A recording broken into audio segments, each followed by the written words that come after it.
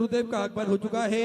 सुंदर गुरु वंदना के साथ में आज कथा के हम सभी दूसरे दिवस में प्रवेश करेंगे। जय जय श्री राधे, हर हर महादेव, श्री शिवाय नमस्तुभ्यं। पूज्य गुरुदेव का आगमन हो चुका है। पूज्य गुरुदेव व्यासपीठ पर विराजमान हो चुके हैं। आप सबकी तरफ से व्यासपीठ को नमन करते हुए हम सबके प्रिय, हम सबके लाडले ठाकुर कल्लू जी महाराज के चरणों में नमन करते हुए परम सत्य, परम आदरणीय, विश्वविख्यात पूज्य गुरुदेव के पावन चरणों को नमन करते हुए और आप सभी शिव भक्तों के चरणों में नमन करते हुए सुंदर आज हम सभी कथा के दूसरे दिवस में प्रवेश करेंगे। ओंकारेश्वर भगवान की कुबेरेश्वर महादेव की हर हर महादेव, हर हर महादेव, हर हर महादेव।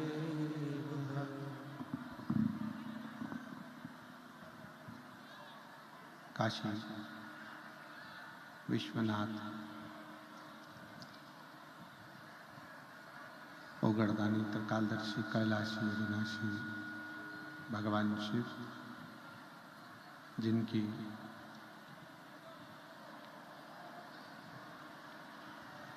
पुनीत पावन शिव महापुराण की कथा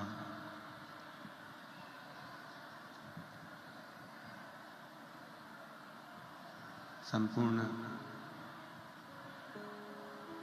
विश्व का कल्याण करने वाली, संपूर्ण जगत का उद्धार करने वाली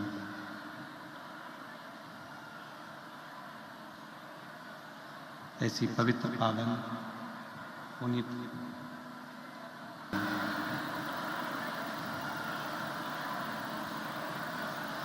ऐसी पवित्र पावन पुनीत शिव महापुराण की कथा माघ महीने में भगवान शिव की कृपा से साकरी नगर में चल रही है।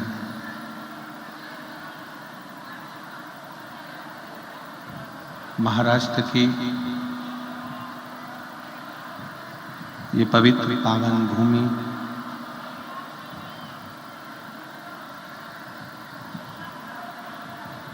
जहां भगवान शिव ओगड़दानी विराजमान है, ऐसी पवित्र पावन पुनीत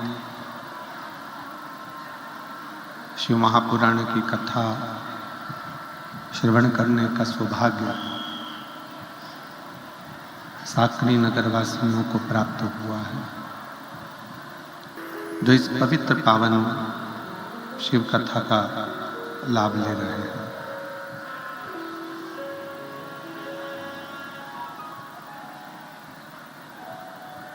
शिव महापुराण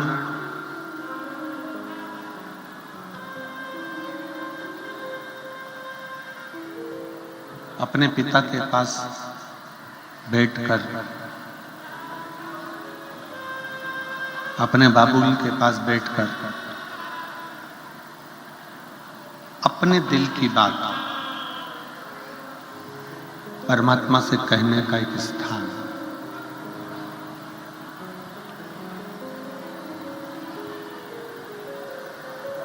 हम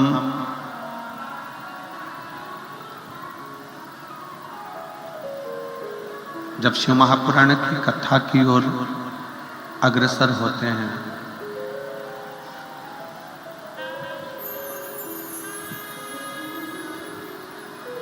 भगवान शंकर की कथा सुनने के लिए जब आगे बढ़ते हैं,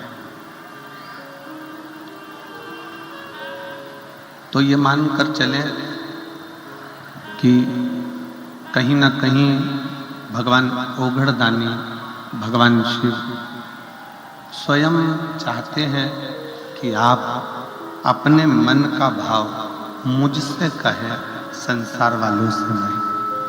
ये स्वयं शिव चाहते हैं।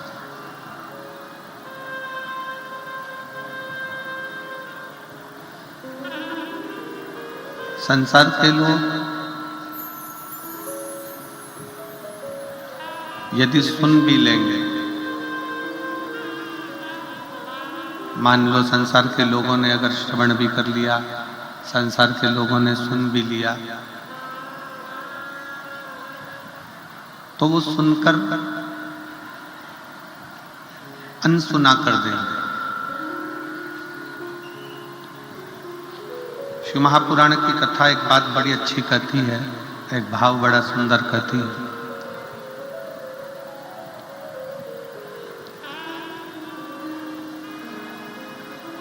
कि अपने विचारों को, अपने मन के भावों को कहा उसी से जाए जो सुनकर आपके मन की दशा को समझकर कुछ अच्छा कर सकता।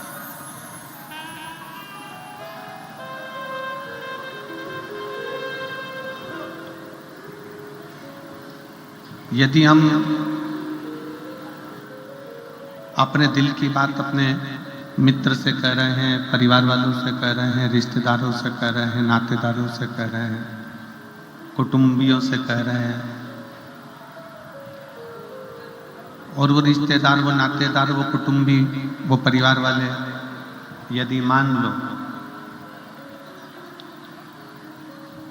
आपके मन के भाव को समझ ही नहीं रहे,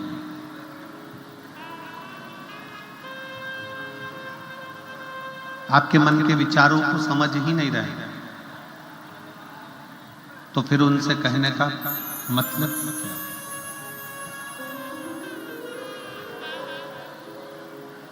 आपके मन के विचार, भाव,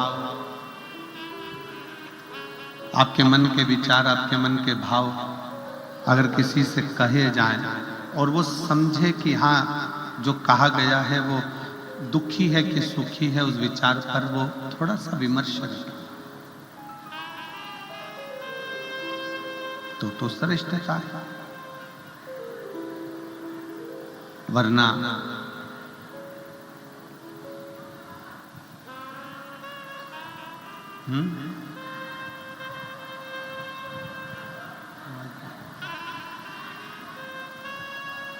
अपने विचारों की,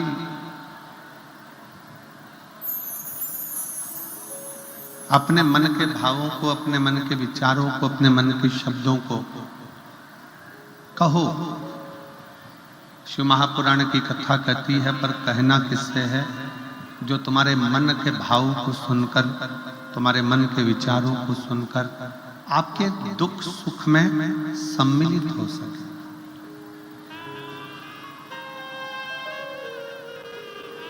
और देवऋषि नारद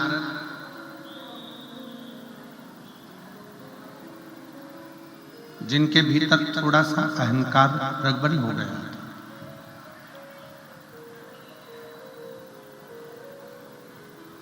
जिनके अंदर थोड़ी सी अभिमतता बहुत मात्रा में प्रकट हो गई, बहुत मात्रा।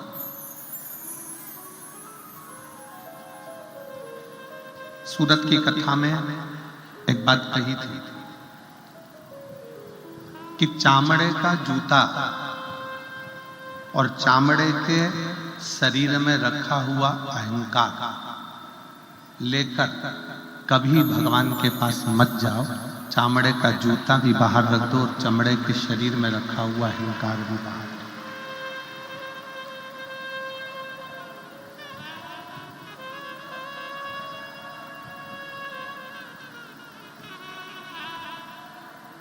पर शिव महापुराण की कथा कहती है कि देवऋषि नारद को खुद अभिमान आ गया था।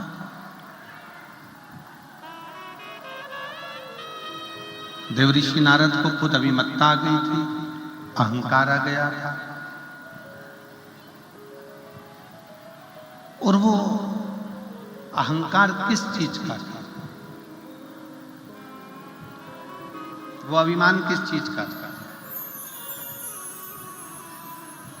शिव पुराण कहती है वो अभिमान था देवऋषि नारद को उनकी तप साधना का।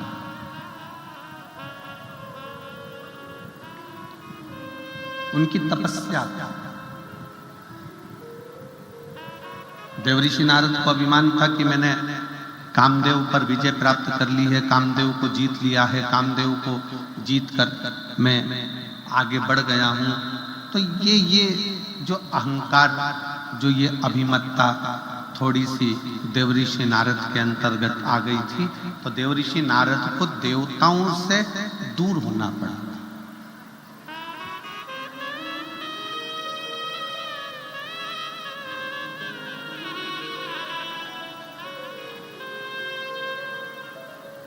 जब व्यक्ति के मन में अहंकार आ जाता है, जब व्यक्ति के मन में अभिमत्ता आ जाती है, थोड़ा सा अभिमान आ जाता है, तो वो भगवान से दूर हो जाता है। तीन चीजें भगवान से दूर कर देती है। पहले नंबर पर व्यक्ति के भीतर का अहंकार, दूसरे नंबर का हमारे भीतर की ज्यादा कामना,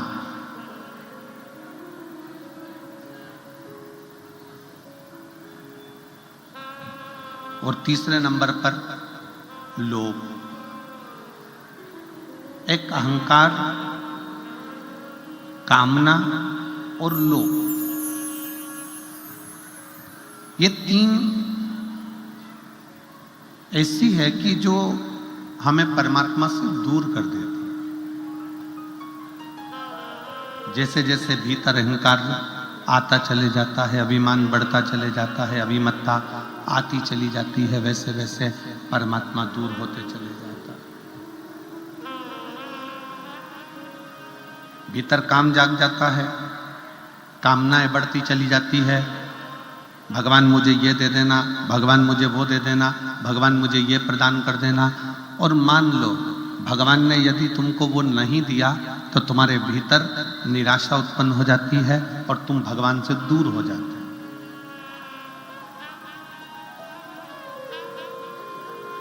एक भीतर की ज्यादा कामना भी परमात्मा से दूर कर देती है। एक हमारे भीतर का लोभ,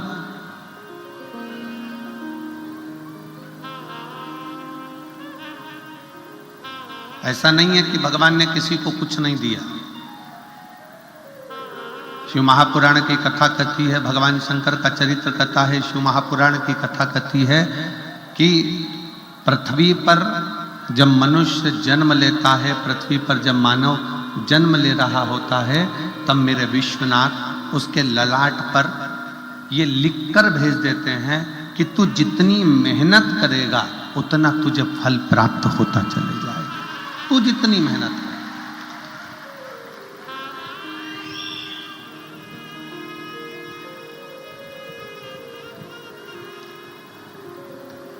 तो जितनी जितनी लगनता से काम करेगा, जितनी जितनी मेहनत से काम करेगा, जितना जितना परिश्रम करता चले जाएगा, उतना उतना तू प्राप्त करता चले जाएगा। पर भगवान शंकर ने एक बात और कही है, साकरी की मेरी जीजियां और मेरे जीजा, बेटियां बेटा, इस बात का स्मरण करेंगे कि कभी भी कमाई करो, धन कमाओ, खूब कमाओ, व्यापार करो, खूब करो, पर शिव महापुराण की कथा कहती है कमाई करना तन से करना। काय से करना? जम के बोलो जरा, तन से। कमाई करना तन से करना। इस कमाई को मन तक लेकर मत जाओ। क्यों? कमाई करने बैठे कोई व्यापारी रुपये लेकर भाग गया, कोई धन डूब गया, कोई पैसा चले गया, और तुम मन से अगर कमाई कर रहे थे, पैसा डूबा कि तुम्हें अटैक आया, टेंशन आया, डिप्रेशन में पड़ गए। मन से अगर तुम कमाई कर रहे थे तो तुम कहीं ना कहीं बीमार पड़ जाओ। इसलिए शिव महापुराण की कथा कहती है कमाई करो तन से और भजन करो मन से। कमाई तन से करिए। अगर कमाई करना है तो तन से करो, खूब अच्छे से। इस शरीर के द्वारा जितना कमा सकते हो, इस शरीर के द्वारा जितना ला सकते हो लेकर आओ, जितना कमा सकते हो उतना कमाओ, जितना कर्म करना हो उतना करो। कमाई तन से करो और खूब करो, पर इस कमाई को मन तक लेकर मत जाओ।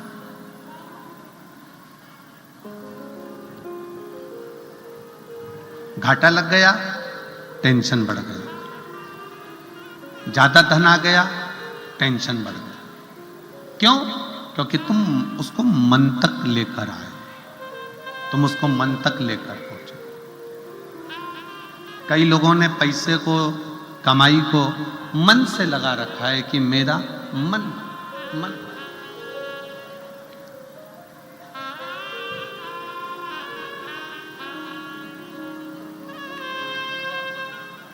शिव महापुराण की कथा कहती है तुम्हारी कमाई, तुम्हारा धन मन तक नहीं जाना चाहिए। तुम्हारी कमाई, तुम्हारा धन तन तक रहे पर मन तक ना पहुंचे। मन तक पहुंच गया, कोई घाटा लग गया तो तकलीफ, मुनाफा हो गया तो तकलीफ। कहीं ना कहीं व्यक्ति धीरे धीरे धीरे धीरे डिप्रेशन की ओर बढ़ता चले जाता है, टेंशन की ओर बढ़ता चले जाता है। इसलिए शिव महापुराण की कथा कहती है कि तुम्हारी कमाई तन तक रहे, मन तक मत जाने दो। और भजन, शंकर की भक्ति कर रहे हो, शिव जी के मंदिर में जाकर एक लोटा जल चढ़ा रहे हो, शंकर का गुणगान कर रहे हो, शिव महापुराण की कथा श्रवण कर रहे हो, शिव मंदिर में झाड़ू लगा रहे हो, शंकर के मंदिर में पोछा लगा रहे हो, शंकर के मंदिर में जाकर अर्चना कर रहे हो, बेलपत्र चढ़ा रहे हो, चावल चढ़ा रहे हो, गेहूं चढ़ा रहे हो, कुछ भी तुम शंकर जी की आराधना में लगे हो, तो इतना याद रखना कि भगवान की भक्ति तन से मत करना।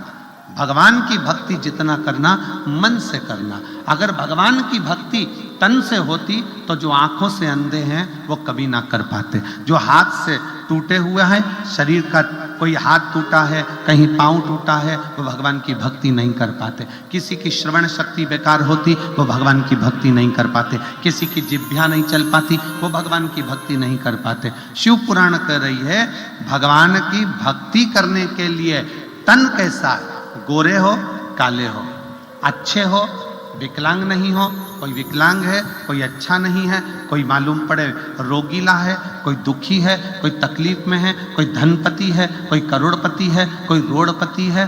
तो शिव पुराण की कथा कर रही है कि भगवान ने अपनी भक्ति को तन से नहीं जोड़ा।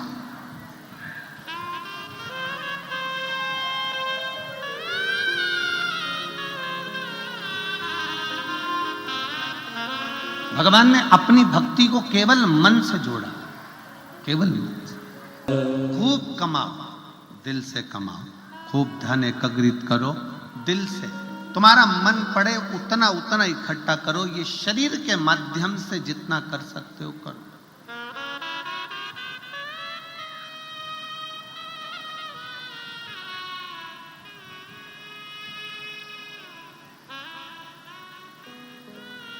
करो एकत्र।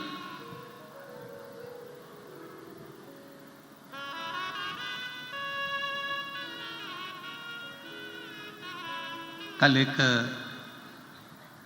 जब हम यहां से गए तो नीचे किसी ने एक प्रश्न किया, कहा गुरुजी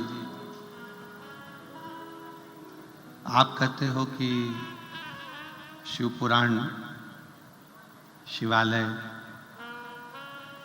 शंकर जी का मंदिर, देवालय,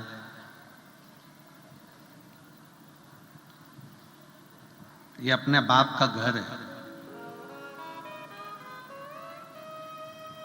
ये अपने पिता का घर है।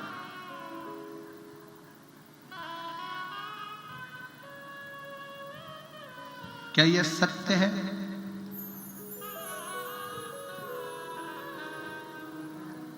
हमने उस बहन के शब्द को सुना और उस बहन से हमने उस समय तो नहीं कहा, हमने केवल इतना कहा कि हाँ ये सत्य है कि शिव पुराण की कथा, कुबेरेश्वर धाम या शंकर का मंदिर या शिवालय, ये हमारे पिता का घर है, पिता का घर।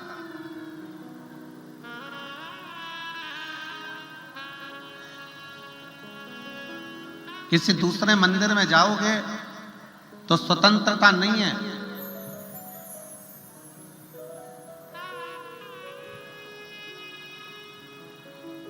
राम जी के मंदिर जाओ,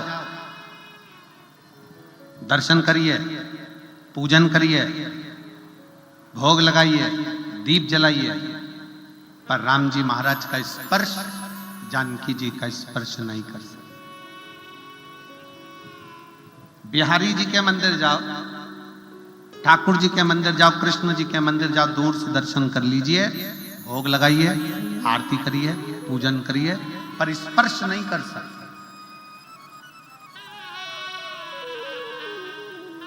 देवी जी के मंदिर जाओ, दर्शन करो, पूजन करो, पर स्पर्श नहीं कर सकते। पर मेरे शंकर भगवान के मंदिर में तो एक लोटा जल लेकर जाओ, चढ़ाओ, स्पर्श करो, और बड़े अलमस्त से, जैसे एक बेटी अपने बाप के घर आकर आराम से रहती है, वैसी अलमस्तता, पूर्ण स्वतंत्रता के साथ।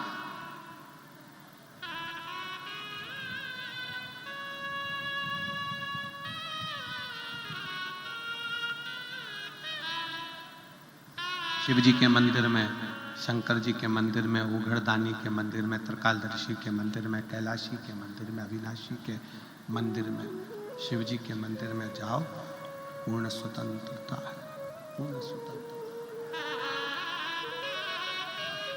आप शिव जी के मंदिर में जाकर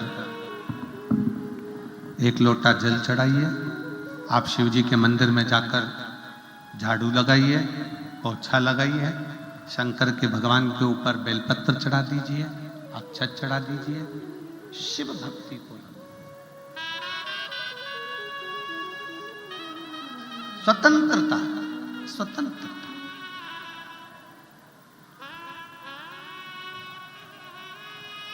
क्योंकि शंकर जी के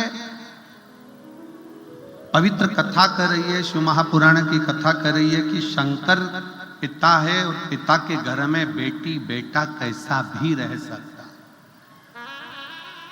और कितनी स्वतंत्रता देखिए जरा, कितनी स्वतंत्रता।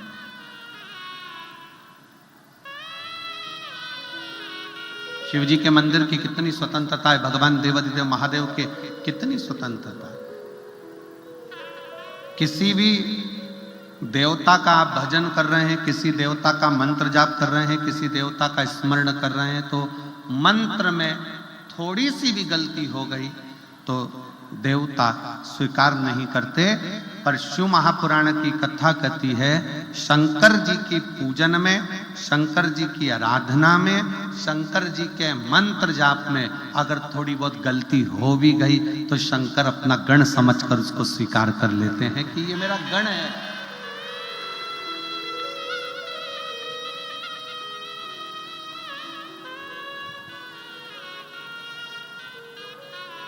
ये मेरा अपना है।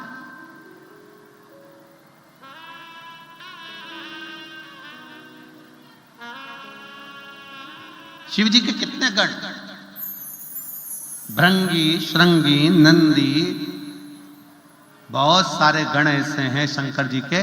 किसी के नेत्र नहीं है, किसी का नेत्र है, किसी का हाथ नहीं है, किसी का हाथ है, किसी का पांव नहीं है, किसी का पांव है,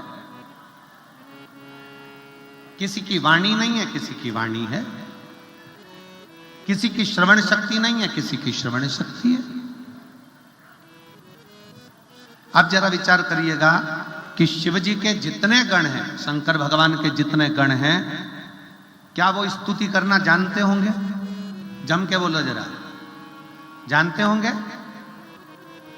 शंकर जी के जितने गण हैं, क्या शंकर जी की पूरी पूजन विधान जानते होंगे? जम के बोलो। नहीं, शंकर जी के गण ना तो विधान जान रहे हैं, ना पूजन जान रहे हैं, तो भी शिव के गण अपने पास में शंकर भगवान अपने नजदीक में रखे हैं। क्यों?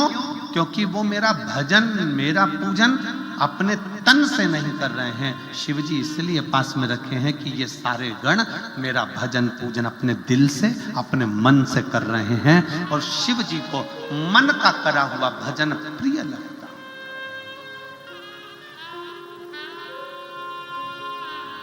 शिव जी को मन से करा हुआ भजन प्रिय लगता है। आजकल बहुत सारी बाजार में लंबी लंबी जटाएं मिलती हैं। अरे बोलो तो तुमने देखा कि नहीं देखा है? मिलती कि नहीं मिलती? बाजार में जाओ, नवयुवक लड़का लड़कियां जाएं, बड़ी बड़ी जटाएं बनवा ले, बांध ले, खूब अच्छे कपड़े भी पहन ले, मस्तक पर त्रिपुंड भी लगा ले, गले में रुद्राक्ष की माला भी पहन ले, खूब अच्छा अच्छा स्वांग भी रच ले, शरीर को बड़ा सुंदर संत साधु जैसा बना भी ले।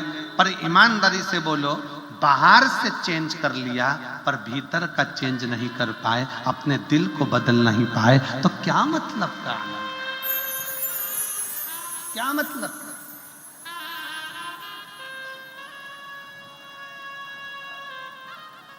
थोड़ा चेंज करना।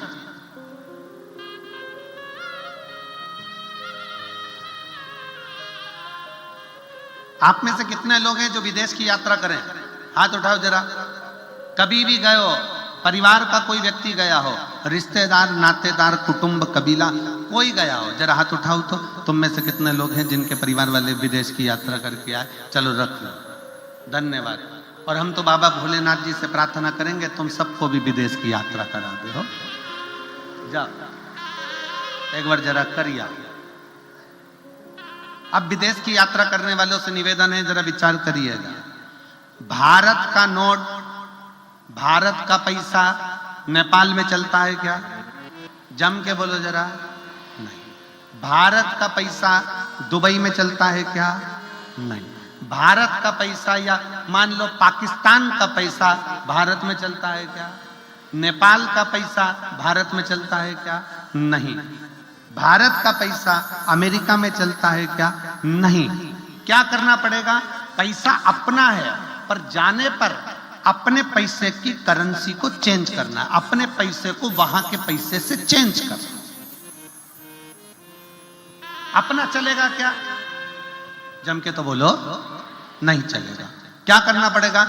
अपने पैसे को वहां का पैसा बनाना पड़ेगा, चेंज करना पड़ेगा, करेंसी चेंज करना पड़ेगी, तो अमेरिका में चलेगी। अपना पैसा नेपाली करेंसी में चेंज करो, नेपाल में चलेगा। अपना पैसा पाकिस्तान की करेंसी में चेंज करो, वहां चलेगा। अपना पैसा यूके ले जाओ, वहां चलेगा। पर अपने पैसे की करेंसी चेंज करना पड़ेगा, अपना पैसा थोड़ा उनके पैसे में बदलना पड़ेगा।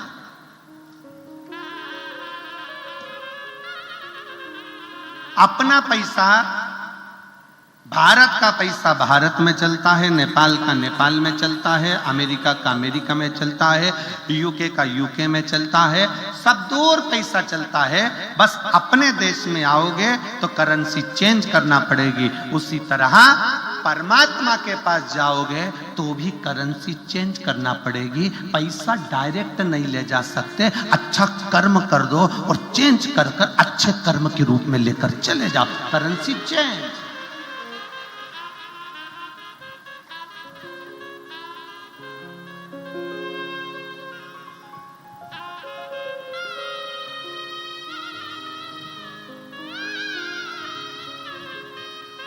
भारत का पैसा भारत में चलेगा, नेपाल का पैसा नेपाल में चलेगा, अमेरिका का पैसा अमेरिका में चलेगा। करेंसी चेंज करना पड़ेगी। उसी तरह परमात्मा के दरवाजे पर भी पैसा चलता है, पर इतना याद रखना कि मृत्यु लोक में जो पैसा चलता है वो परमात्मा के यहाँ नहीं चलता। परमात्मा का कहना है अपनी करेंसी को चेंज करो। भगवान कहते हैं तुम्हारे रुपए को चेंज करो। जो मैंने रुपया दिया है, किसी भूखे को भोजन कराओ, किसी प्यासे को पानी पिलाओ, किसी को शिक्षा की जरूरत है, कोई बेटा बेटी पढ़ना चाहते हैं, उच्च शिक्षा की जरूरत है, उनको शिक्षा कराओ। किसी को चिकित्सा की जरूरत है, उसको चिकित्सा कराओ। करेंसी चेंज करो। जब अपने कमाए धन को पुण्य में बदलोगे, पुण्य में चेंज कर लोगे, तो वो पुण्य तुम्हारा ऊपर चल जाएगा, करेंसी चेंज हो जाएगी, वो वहां चलेगा।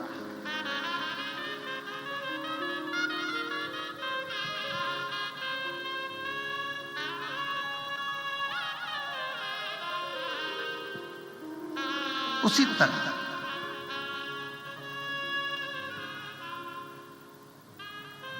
शिव महापुराण की कथा कह रही है, तन नहीं बदलना, करेंसी चेंज करना है। करेंसी क्या? अपने भीतर का मन। परमात्मा को पाने के लिए तन बदलने की जरूरत नहीं, परमात्मा को पाने के लिए मन बदल लो। थोड़ा सा मन को श्रेष्ठ, जटा बढ़ा ली, त्रिपुंड लगा लिया, रुद्राक्ष की माला पहन ली, बहुत अच्छे अच्छे कपड़े पहन लिए, नए नए तरह के कपड़े धारण कर लिए, खूब सिंहासन भी बनवा लिया, खूब राजसी ठाठ भी कर लिया, मालूम पड़े वो सुख किस काम का, जब दिल ही चेंज नहीं कर पा।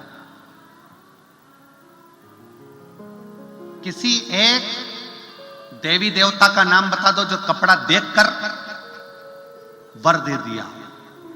किसी एक देवता का नाम बता दो जिसने तुम्हारे कपड़े देखे और तुम्हें वर प्रदान कर दिया। मीराबाई के कपड़े नहीं देखे, कर्माबाई के कपड़े नहीं देखे, नामदेव जी के कपड़े नहीं देखे, संत तुकाराम जी के कपड़े नहीं देखे, जीजाबाई के कपड़े नहीं देखे, मुक्ताबाई के कपड़े नहीं देखे, भगवान ने पौंडलिक के कपड़े नहीं देखे। भगवान कपड़ा देखकर कभी वर नहीं देता, भगवान कलेजा देखकर अपना वर प्रदान कर देता है कि इसको क्या दे।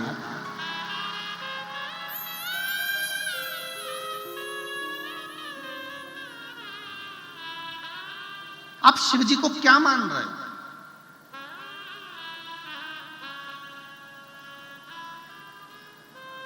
ए मेरी जीजियों, कुबेरेश्वर बाबा की धरा पर सीहोर में कभी भी आना ना, तो घर वालों को यह कहकर आना कि मैं अपने मायके जा रहा हूं, मैं कुबेरेश्वर धाम नहीं जा रहा। उसको बाप मानकर आओगे तो खाली झोली लेकर नहीं आओगे, क्योंकि बाप के घर से कभी बेटी खाली हाथ नहीं जाती, कुछ ना कुछ।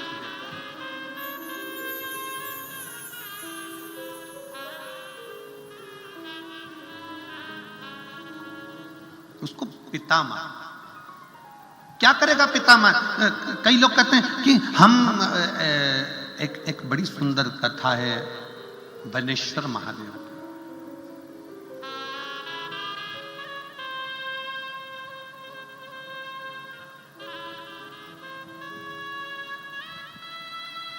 भारत की भूमि पर शंकर जी का एक शिवलिंग ऐसा भी है जो एक लड़की के नाम से पूजाता है।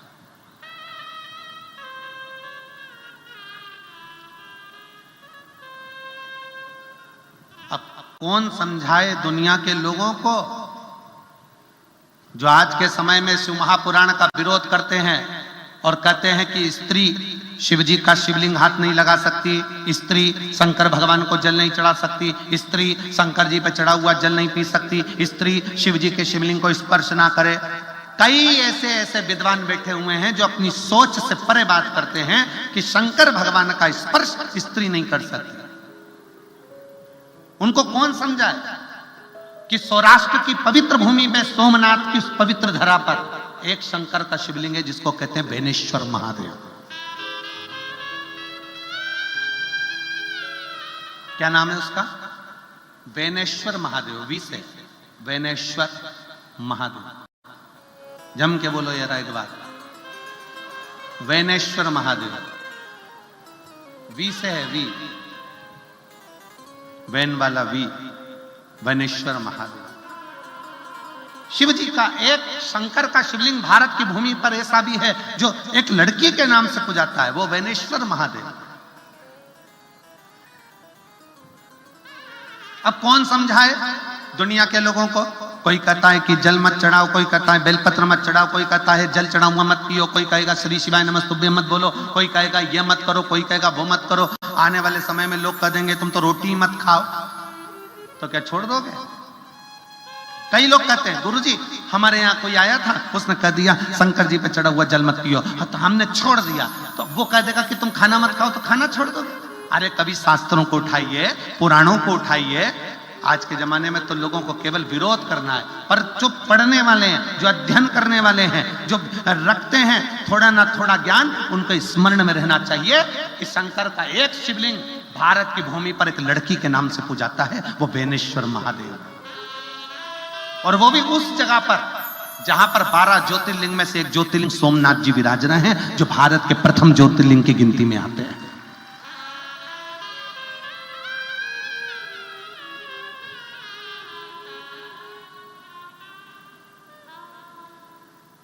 प्रथम ज्योतिर्लिंग की गिनती में आते हैं वैनेश्वर महादेव। एक बार सब प्रेम से बोलेंगे, बोल वैनेश्वर महादेव की हार हार। आवाज नहीं आई।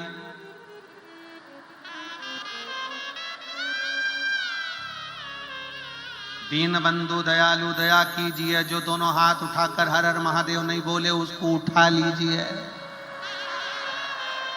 हार हार महादेव है।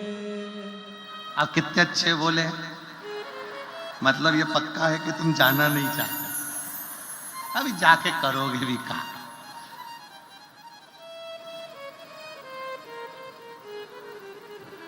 यमराज आ भी जाए ना तो कह देना अभी मैं कथा सुन रही हूं, पड़ोसन को ले जा। अभी मैंने कथा में लगे, मेरे को नहीं जाना।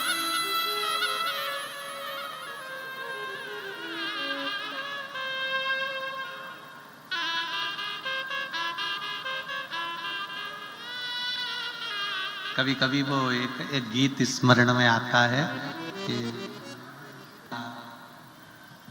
हमारे ससुर जी का आया, ये बुढ़े डोकरे के साथ नहीं जाऊंगा।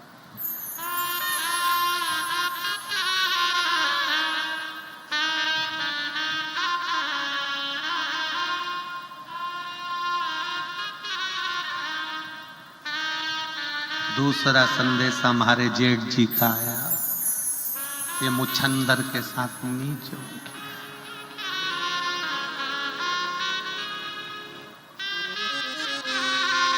कहे कोई पहला संदेशा यमराज का आया, नहीं जाऊं इस कालिए के साथ नहीं जाऊं। दूसरा संदेशा चित्रगुप्त महाराज का आया, नहीं जाऊं।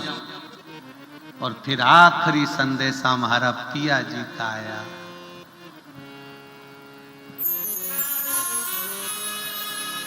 आखिरी संदेशा मेरे विश्वनाथ का आया, नंदी पर बैठ चली जा। कब?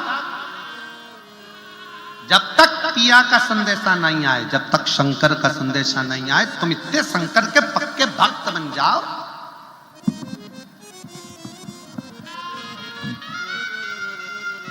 शिव जी के इतने पक्के भक्त बन जाओ, शंकर के इतने पक्के भक्त बन जाओ कि अगर तुम्हारे शरीर में रोग भी हो तो डॉक्टर भी शंकर बनकर आए और तुम्हारा रोग ठीक कर। समय लगेगा थोड़ा, 6 महीने लग सकते हैं, 8 महीने लग सकते हैं, 1 साल लग सकता है, 2 साल लग जाएगा। शंकर की भक्ति करे जाओ वो। और जब अपनी भक्ति को मजबूत बनाओगे, अपनी भक्ति को जब जड़ी बनाओगे तो शिव मिलेगा।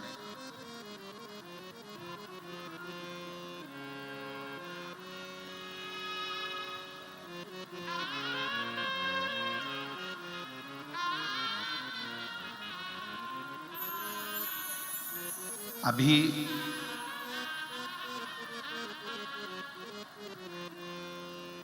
एक वीडियो हम दिखाना नहीं चाहते हैं, दिखाएंगे तो उससे क्या होता है कि लोगों को मन में असंतोष आता है। एक गांव में सारे गांव की माताएं शंकर जी के मंदिर में जब जल चढ़ाने जाने लगी, खूब जल चढ़ाने लगी, खूब, तो वहां पर मंदिर का एक सेवादार उसको गुस्सा आने लगा कि जो भी आता है जल चढ़ाता है चले जाता है, जल चढ़ाता है चले जाता है, जल चढ़ाता है चले जाता है। उसको गुस्सा है। उसने शंकर भगवान का जो शिवलिंग रखा था, वो शिवलिंग की पूरी जगह को उसने कांच की पेटी में जड़ दिया, कांच की पेटी में, और लगा दिया ताला।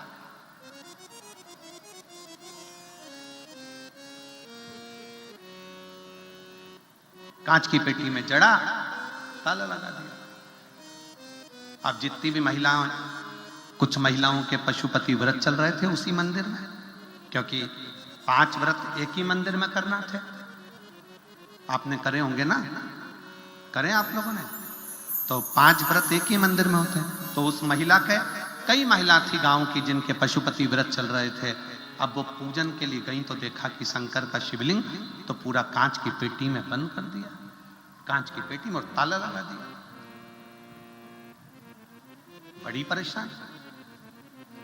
स्टील की उसकी फ्रेम बना दी, उसमें कांच लगा दिया और पेटी में बंद कर दिया। अब महिला का, उसने सोचा हो सकता है कि बंद कर दिया है तो एक व्रत छोड़ो, अगला व्रत कर लेंगे। महिला ने एक व्रत छोड़ा, 2 व्रत छोड़ा, गांव की कई महिलाओं के पत्र सीहोर पहुंच गए। किसी ने व्हाट्सएप पर डाला सीहोर के, किसी ने पर्सनल फोन कर कर बोला कि हमारे गांव में शंकर जी का मंदिर है और मंदिर के जो महाराज जो भी हों, उन्होंने, सेवादार ने उसको पेटी में बंद कर दिया जिससे कोई जल ना चढ़ा। अब हम क्या करें? हमारा पशुपति व्रत है और व्रत एक ही मंदिर में होता है, करा क्या जाए? क्या क्या?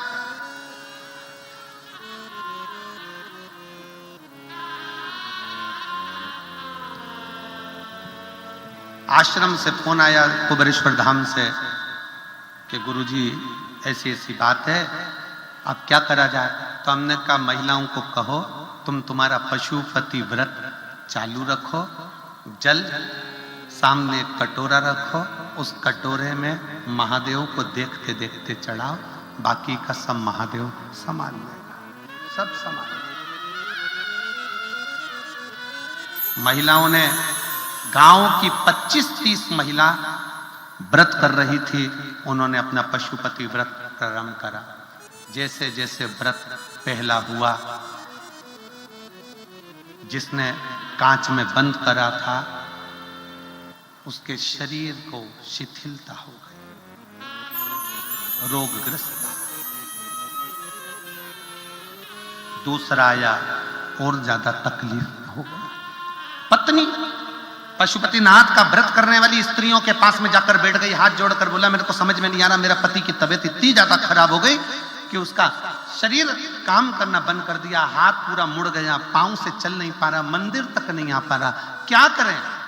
उसने कहा तुम्हारे पति ने कुछ गलती कर दी क्या? मेरे पति ने ये पेटी शंकर जी के शिवलिंग को पैक मेरे पति ने करवाया, क्योंकि कई लोग जल चढ़ाने सुबह दोपहर आते रहते हैं तो वो परेशान हो गया, तो उसने पेटी में ताला लगा दिया। अब क्या करें हम? तो उन माताओं ने फिर फोन करा आश्रम में कि ऐसा ऐसा हो गया है। फिर आश्रम में सूचना करी कि उससे कहो कि वो पेटी हटाए, उसकी पत्नी भी पशुपतिनाथ का व्रत करे और बाबा को अपनी गलती की क्षमा मांगे। आज वापिस वो महाराज चलने भी लगा और हाथ पर काम करने भी लगा। शिव है जो जानता नहीं है कि शंकर होता क्या है, जो पहचानता नहीं कि शिव तत्व क्या होता है। दुनिया के लोगों को लगता है कि ये शिव महापुराण की कथा है, पर सत्य में जितने श्रोता अगर कथा को सुनने के लिए बैठे हैं और अगर वो दिल से सुन रहे हैं तो ये शिव महापुराण की कथा नहीं है। तुम्हारा पिता देवाधिदेव महादेव तुम्हारी झोली भरने के लिए साकरी तक आया है।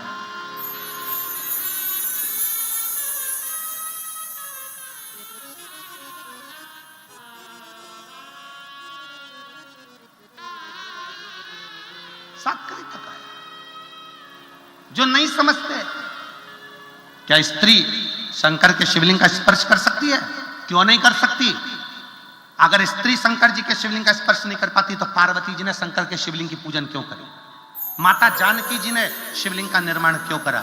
माता कौशल्या ने शंकर के शिवलिंग का निर्माण क्यों करा? द्रौपदी ने शंकर के शिवलिंग का निर्माण क्यों करा? सतभामा, जामवंती, कालिंदी, मित्रविंदा, रुक्मणी, इन्होंने शंकर के शिवलिंग का निर्माण क्यों करा?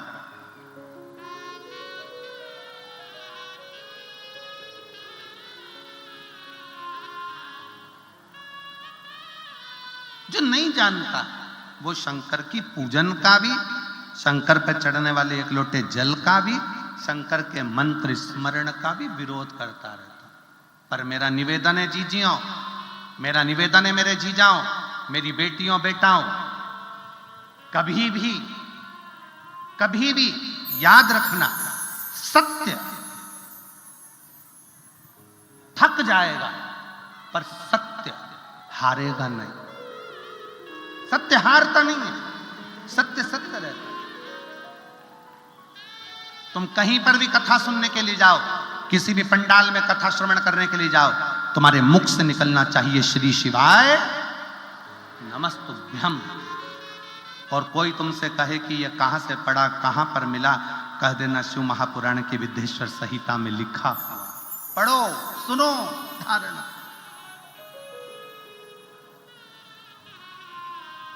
क्या दे सकता है श्री शिवाय नमस्तुभ्यम? तो उनको ये पत्र है, ये पत्र में वर्णन किया।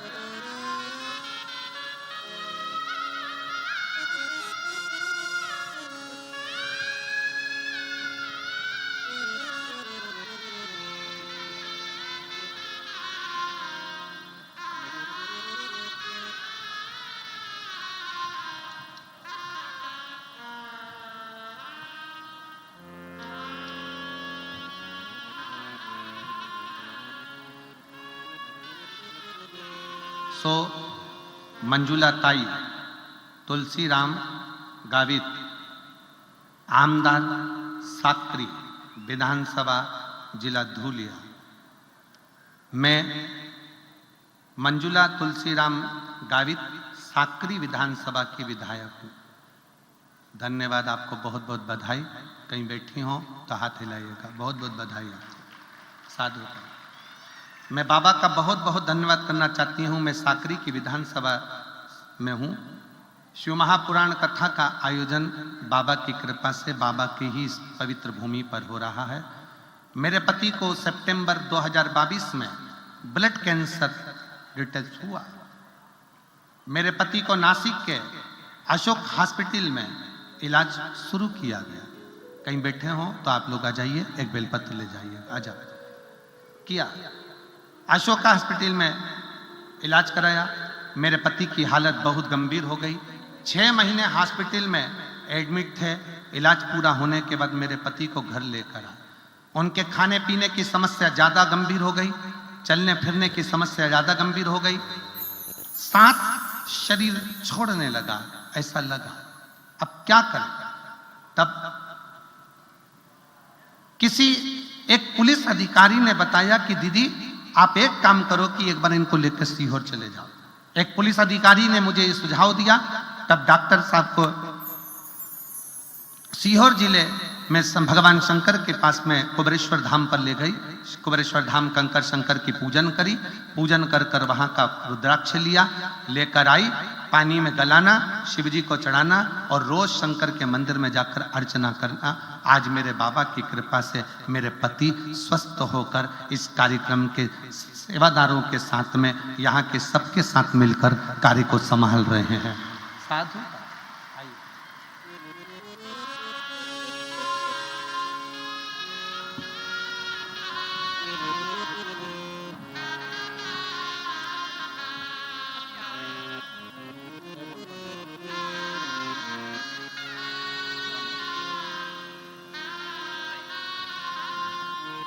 एक बार जोरदार ताली बजाएं। साधु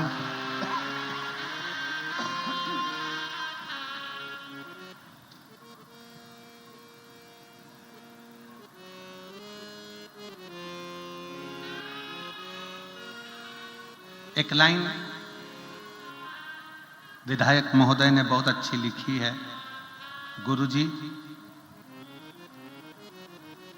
शिव के प्रति विश्वास अगर पक्का है तो शिव अपने भक्त को हारने नहीं देता है।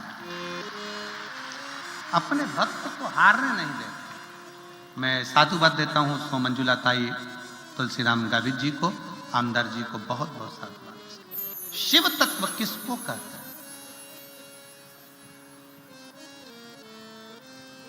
शिव की भक्ति किसको कहते हैं? भगवान ओघड़दानी,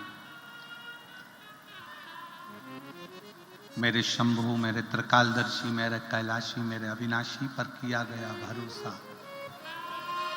कम ना रहे।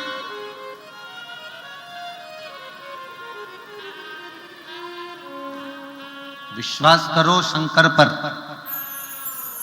भरोसा करो मेरे देवाधिदेव महादेव पर, और इतना भरोसा करना कि वो अंत तक टूटे ना, अंत तक टूटे। जाते रहो उसके दरवाजे पर, उसकी चौखट पर, उसका भजन करते रहो, उसका स्मरण करते रहो।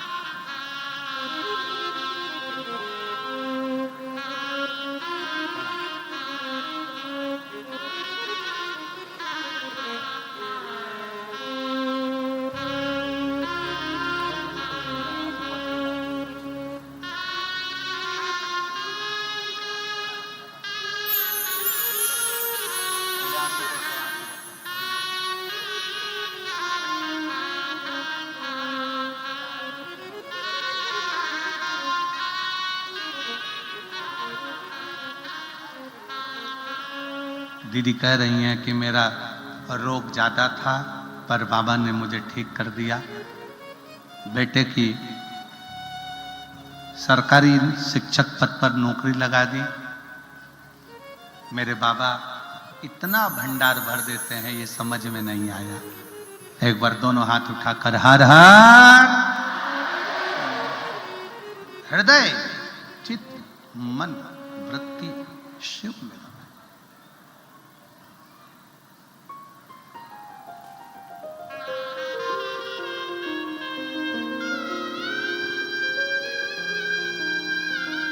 इसीलिए आप लोगों को बारंबार कहते हैं, बार ध्यान पर बैठकर भगवान देवाधिदेव महादेव से अपने मन के भाव दिल से प्रार्थना करिए, दिल से विनय करिए, निवेदन करिए, शिव जी को अपने मन के भाव व्यक्त करिए।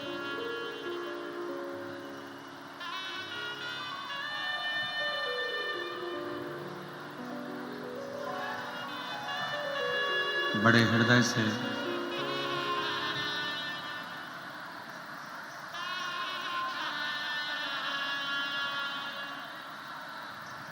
साकरी वालों के लिए तो बड़े सौभाग्य का विषय है कि साकरी की इस पवित्र भूमि पर प्रदोष, शिवरात्रि, सोमवार तीनों एक ही दिन पड़ रहा है, 27 तारीख को।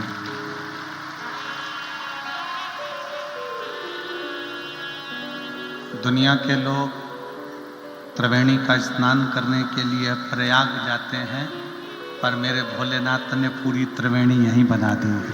पूरी त्रिवेणी बोल बम का नारा है, सारी समस्या का हल। सभी लोग अपने स्थान पर बैठकर बाबा से अपने मन की बात बड़े भावों के साथ दिल से बाबा को प्रार्थना करें। दिल से बाबा को निवेदन करेंगे, प्रार्थना करेंगे, साथ में बोलेंगे, साथ में विनय करेंगे, निवेदन करेंगे।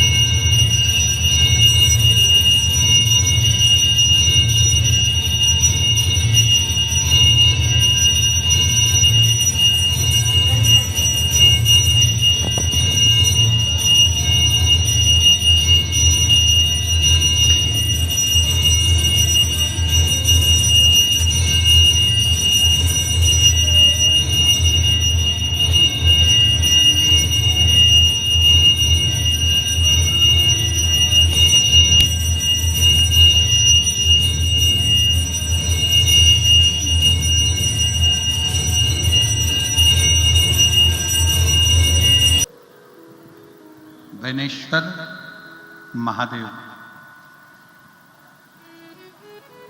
भारत की भूमि पर एक शिवलिंग, रिटर्न थोड़ा सा, भारत की शिवलिंग, भारत की भूमि पर एक शिवलिंग ऐसा भी जो एक लड़की के नाम से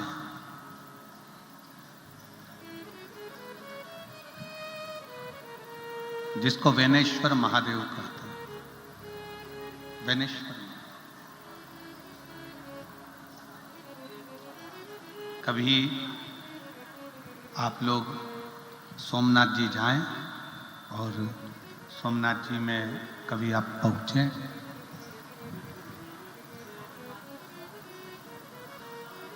12 ज्योतिर्लिंग में से पहले नंबर का ज्योतिर्लिंग का दर्शन करने के लिए जब आप सोमनाथ जी में जाएं तो सोमनाथ में बेनेश्वर महादेव का दर्शन जरूर करें।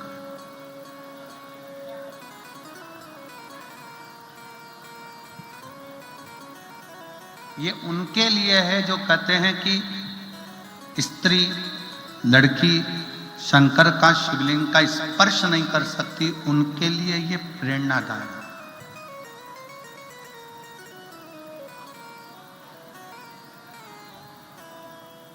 जब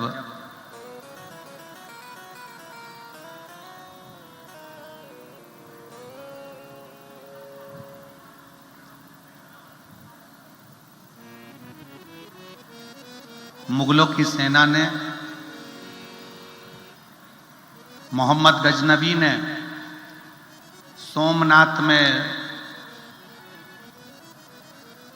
इतना खजाना देखा तो उसने उस खजाने को लूटने का विचार किया।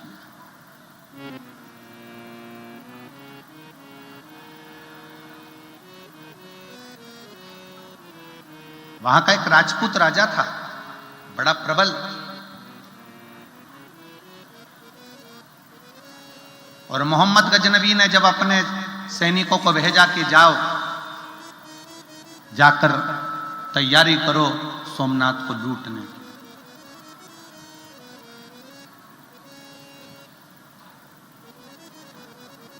पर एक बात अपने भीतर उतार के रखिएगा,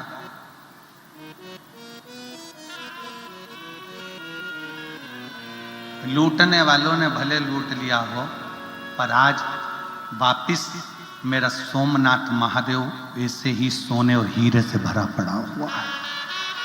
फिर वापिस वैसा की वैसा।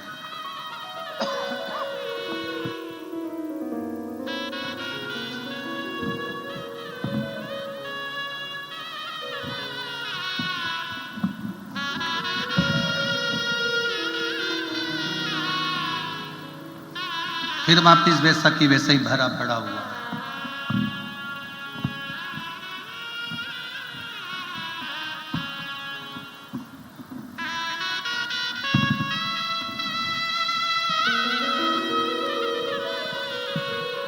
जहां शिव है, जहां शंकर है, वहां वैभव की कभी कमी नहीं। कभी आपने अंदाजा लगाया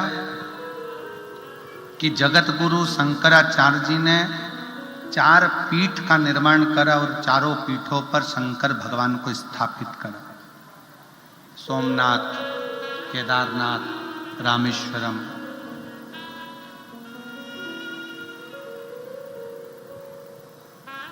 कोणार्क, 4 पीठ पर जगत गुरु शंकराचार्य जी ने 4 स्थान पर, भारत के 4 कोने पर 4 शंकर भगवान के शिवलिंगों की स्थापना क्यों करी? क्योंकि शिव महापुराण की कथा कहती है, जब मृत्यु लोक का देवादिदेव महादेव भारत के 4 कोनों पर अगर विराजमान होगा तो मेरा भारत धनपति, करोड़पति, वैभवपति, सत्तापति बनता चले जाएगा। भारत कभी डाउन नहीं।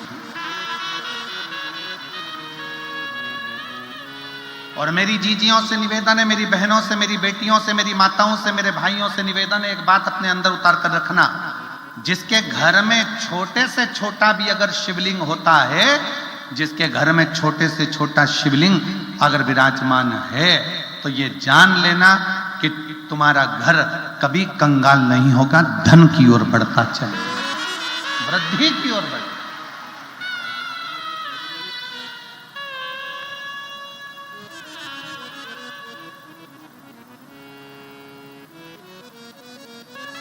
वैभव की ओर बढ़ता है। मोहम्मद गजनबी ने अपने सैनिकों को भेजा, जाओ तैयारी करो सोमनाथ की। एक राजपूत राजा, उसको मालूम पड़ गया जितनी सेना आई सारी सेना को खदेड़ भगाया।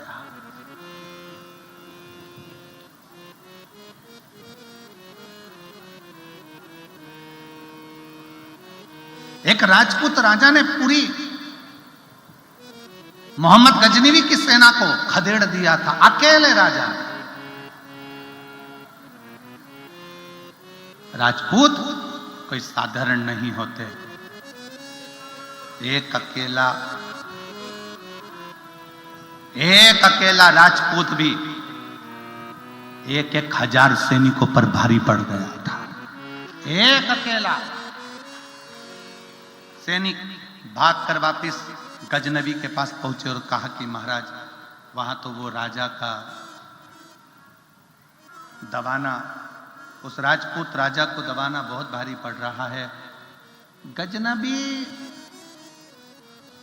मोहम्मद गजनबी ने यह विचार करा कि वो राजा दबेगा कैसे।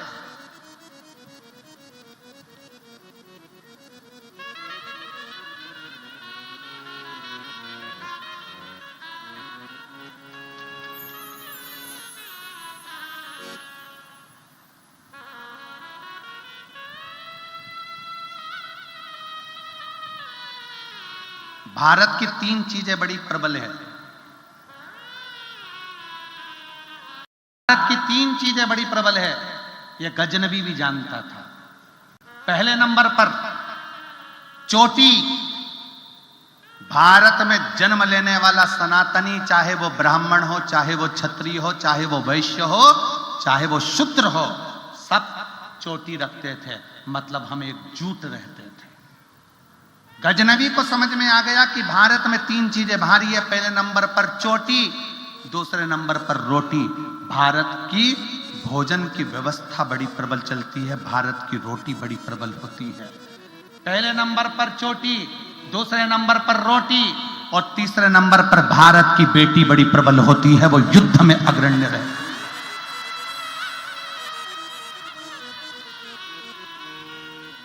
वो युद्ध में अग्रण्य रहती है। गजनबी ने खबर पहुंचाई सैनिकों के द्वारा, भारत की भूमि से चोटी, रोटी और बेटी तीनों को समाप्त करने का प्रयास करो, इन तीनों को अपना बनाने का प्रयास करो।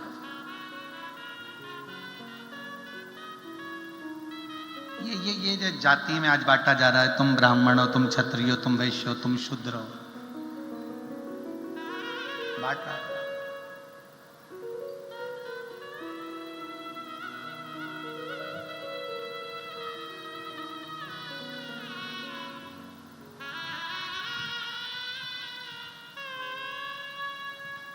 पहले के जमाने में ब्राह्मण भी चोटी रखता था, क्षत्रिय भी चोटी रखता था, वैश्य भी चोटी रखता था, शूद्र भी रखता था। चोटी का मतलब है कि सनातनी है, भारतीय परिधान, भारतीय परंपरा से जुड़ा हुआ। मोहम्मद गजनबी ने सूचना कर दी, पता करो जो राजपूत राजा युद्ध कर कर मेरे सैनिकों को मार रहा है, उसको दबाया कैसे जा सकता है। और कोई दूसरा बताने वाला नहीं था, कोई दूसरा नहीं। कल आपको कथा में कहा था, स्टंप के पास में खड़ा हुआ व्यक्ति ही बल्ले कुदाने वाले व्यक्ति की गिल्ली उखाड़ देता है, कोई अपना ही अपने को मारने का प्लान बना लेता है। किसी दूसरे को ये कहते हैं ना, बहुत सारे जयचंद इकट्ठे हो गए, उसको कहने का सार्थक तो क्या है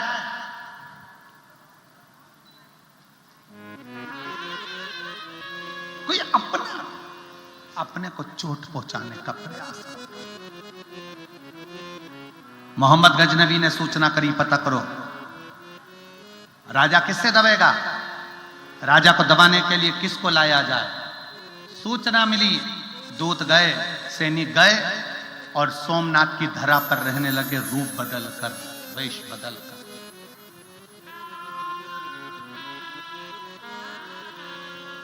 वेश बदलकर रहने लगे। क्या देखा, राजपूत राजा की एक लड़की है जिसका नाम है बेनी।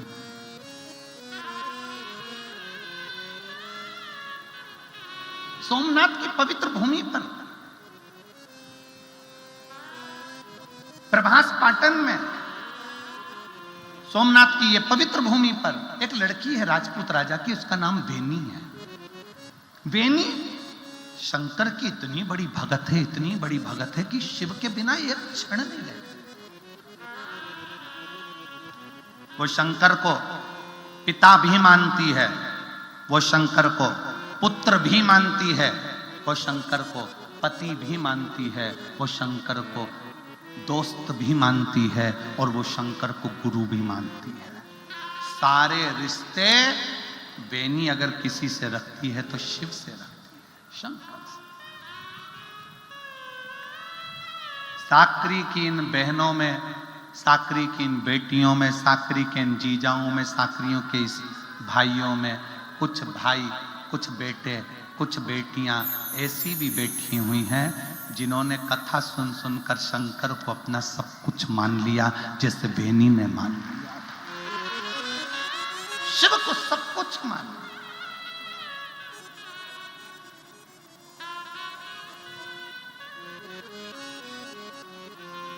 बेनी, राजपूत राजा की लड़की बेनी शंकर को पुत्र मान लेती थी, कभी कभी डांट देती थी शिव जी को। शंकर के शिवलिंग के ऊपर जल चढ़ाने जाती, फूल रखती, नीचे गिर जाता तो डांट देती, क्या है, मैंने फूल रखा है ना आपके ऊपर, रखे रहने दो, बार बार नहीं गिराना। फूल गिरता नहीं। कभी कभी बेनी शंकर को पिता मान लेती, गले लग लेती शिवलिंग के। कभी कभी बेनी अपना गाल रखकर शंकर के जलाधारी पर लेट जाती, शिव को पास आकर। कभी पति के रूप में शिव को रिझाती तो बहुत घंटों तक बात कर लेती, कैसे हो, याद वाद नहीं आती आपको हमारी, राजघराने में आना चाहिए हमसे मिलने के लिए आपको। कभी कभी शिव से बात कर।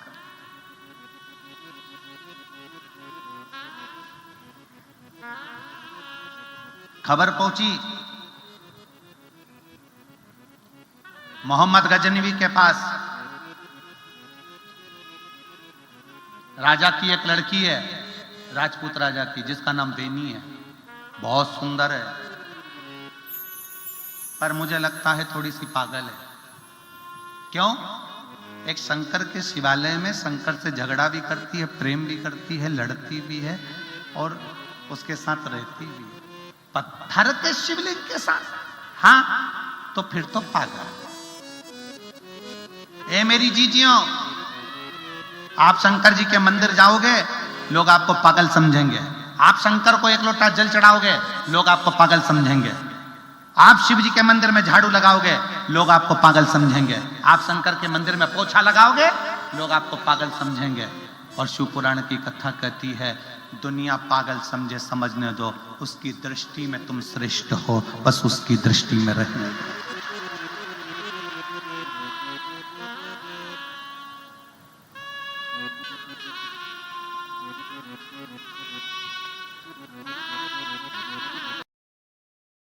श्री शिवाय नमस्तुभ्यं, श्री शिवाय नमस्तुभ्यं, श्री शिवाय नमस्तुभ्यं, श्री शिवाय नमस्तुभ्यं, श्री शिवाय नमस्तुभ्यं, श्री शिवाय नमस्तुभ्यं, बाबा तेरी बेटी की लाज रख ले बाबा भोलेनाथ शंभुनाथ कालदर्शी नमस्तु हे मेरे बाबा हे मेरे भोले बाबा जय श्री भोलेनाथ की जय श्री भोलेनाथ की हे मेरे भोले बाबा शिवाय नमस्तुभ्यं श्री शिवाय नमस्तुभ्यं श्री शिवाय नमस्तुभ्यं श्री शिवाय राधे राधे शास्त्री जी नमस्तुभ्यं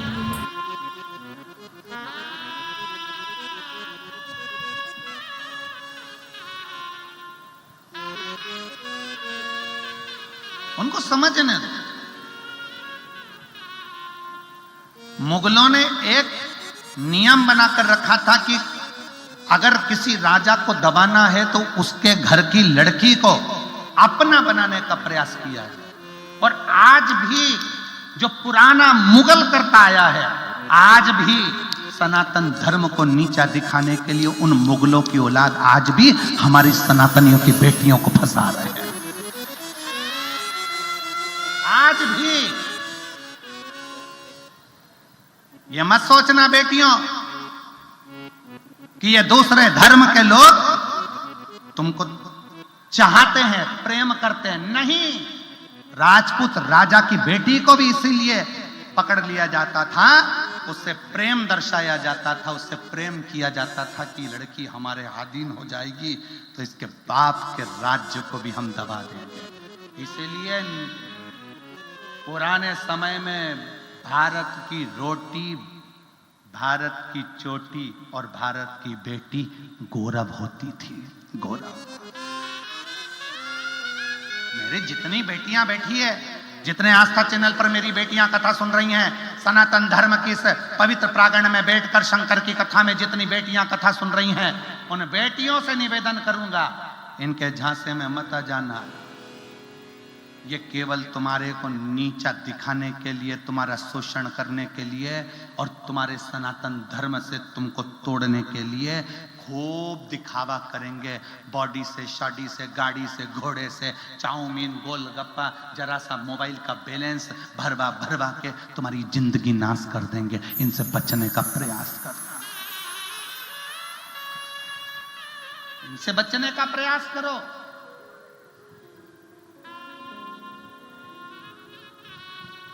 मोहम्मद गजनवी को भी यह मालूम था कि भारत की बेटी कोई साधारण नहीं है। अंग्रेजों को भी मालूम था कि भारत की बेटी साधारण नहीं है। वो अहिल्याबाई बनकर टूट पड़ती है तो झांसी की रानी बनकर टूट पड़ती है। और आज भी इन मुगलों की औलादों को यह मालूम है कि भारत की बेटी साधारण नहीं है और एक एक बेटी को अपना वो बल दिखाना चाहिए। कोई तुम्हारे ऊपर आंख उठाकर देख नहीं सकता, ये किसी की सामर्थ्यता नहीं है, क्योंकि तुमने भी अपनी माता का दूध पिया है, दोनों आंख निकालने की सामर्थ्यता रखती हो।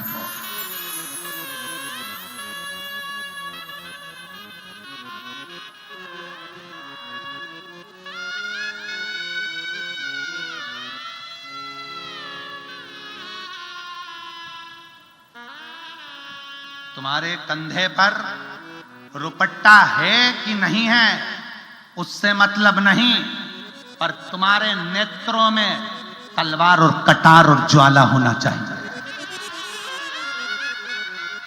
तुम्हारे नयनों में कटार, ज्वाला, तलवार होना चाहिए। तुम्हारी जिह्वा पर वो कटार होना चाहिए कि किसी की सामर्थ्यता हो जाए जो हमारी ओर देखे। कौन देखे?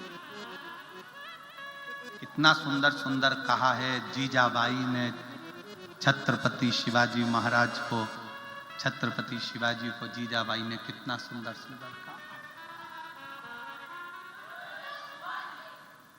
कितना सुंदर सुंदर कहा। एक दिन वीर शिवाजी अपनी मां जीजाबाई से कहते हैं, मां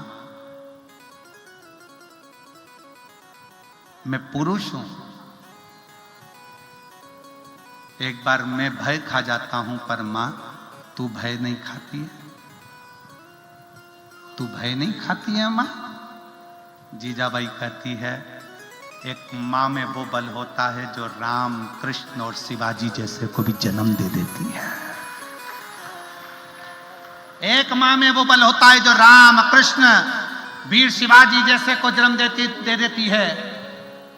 एक माँ में वो बल होता है जो राम, कृष्ण, परमहंस तुकाराम, नामदेव जी को जन्म दे देती है। एक माँ में वो बल होता है जो सुभाष चंद्र बोस को जन्म दे देती है। एक माँ में वो बल होता है जो स्वामी विवेकानंद जैसे को जन्म दे देती है। वो माँ साधारण नहीं है। बेनी, मोहम्मद गजनवी को मालूम पड़ा कि राजा की लड़की और पागल नहीं हो सकती। राजा की लड़की पत्थर से प्रेम करती है, पत्थर से। उसको प्रेम के जाल में फंसाया जाए, उसको प्रेम के जाल में लिया जाए। गजनवी ने अपनी सेना में से सबसे सुंदर युवान को उस बेनी के मार्ग पर भेजा गया।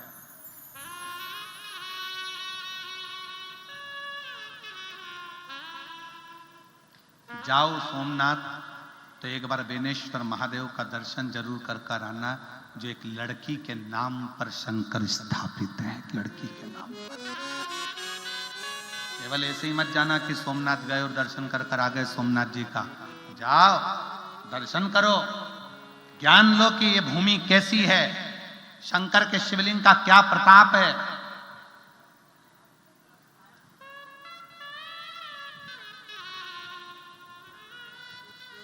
कुबेरेश्वर धाम जाओ, कुबेरेश्वर धाम की भूमि पर जाओ। केवल गए, लौट के आ गए नहीं। एक रात्रि विश्राम कर विचार करना कि ऐसा भूमि में है क्या। कंकर शंकर की धरा में ऐसा क्या है कि उसके कंकर की महत्वता है कि एक कंकर हाथ में रखा, अपने दिल की बात कहकर पूजन करके छोड़ा। एक कंकर उठा कर लिया 5 में से। ऐसा क्या है उस कंकर में? कभी विचार करिए उस भूमि पर रहकर। सारे तीर्थ होकर आइए और बाद में आखिरी में एक बार कुबेरेश्वर धाम की भूमि पर जरा जाकर देखना, वहां पर रहकर देखना कि वहां की जो तेज है, वहां का जो आनंद है, वहां का जो बल है, कितना प्रबल है। आपको लगेगा कि मैं अपने घर में रह रही हूं। अपने घर का भाव है, अपने घर का भाव। मोहम्मद गजनवी ने अपनी सेना में से जो सुंदर था, युवान था, उसको भेजा बेनी के पद पर। बेनी का नियम था, राजपूत राजा की लड़की बेनी का नियम था, पुष्प चुनती थी। पुष्प चुनकर मंदिर की देहली पर रंगोली डालती थी। रंगोली।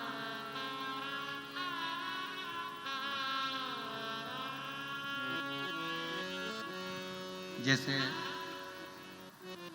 ये हम आते हैं व्यासपीठ पर, तो यहां से लेकर वहां तक कोई बहन, कोई भाई फूलों की रंगोली डाल देता।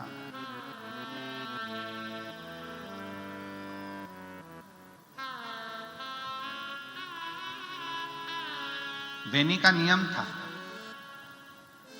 शंकर भगवान के मंदिर के मार्ग पर पुष्प की रंगोली डाल देते।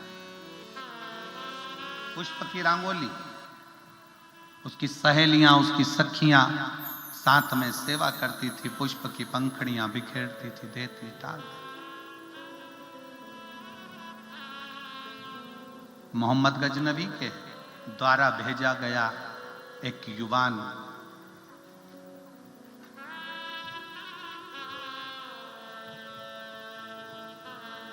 उस फूल पर चल दिया, फूल की रंगोली पर चल दिया।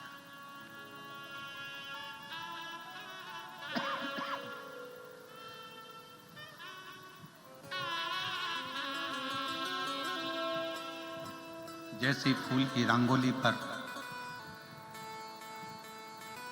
उस मोहम्मद ने, गजनवी के उस युवान ने पांव रखा, एक सखी ने देख लिया और देखकर बेनी से कहा, बेनी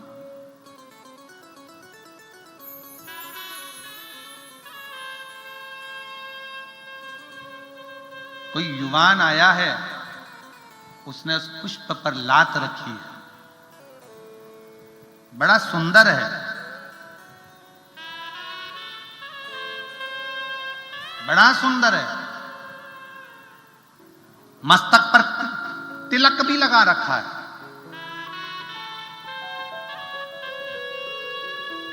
एक सनातनी की बेटी को अपना बनाने के लिए कितनी कितनी चाल चली जाती है, जरा समझने का प्रयास करिएगा। तिलक भी लगाया, चोटी भी बढ़ाई, शरीर के वस्त्र भी धारण करे वैसे ही।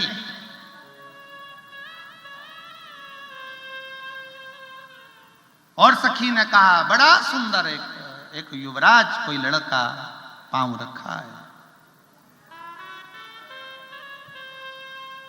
बेनी ने देखा नहीं, मंदिर में चली गई। वापिस लौट रही थी, बेनी ने अपनी सहेली से कहा जिस युवराज की तुम बात कर रही थी वो युवराज हिंदू नहीं है, सनातनी नहीं है। वो युवराज हिंदू नहीं, सनातनी नहीं है, वो मोहम्मद गजनबी का भेजा हुआ कोई विधर्मी है।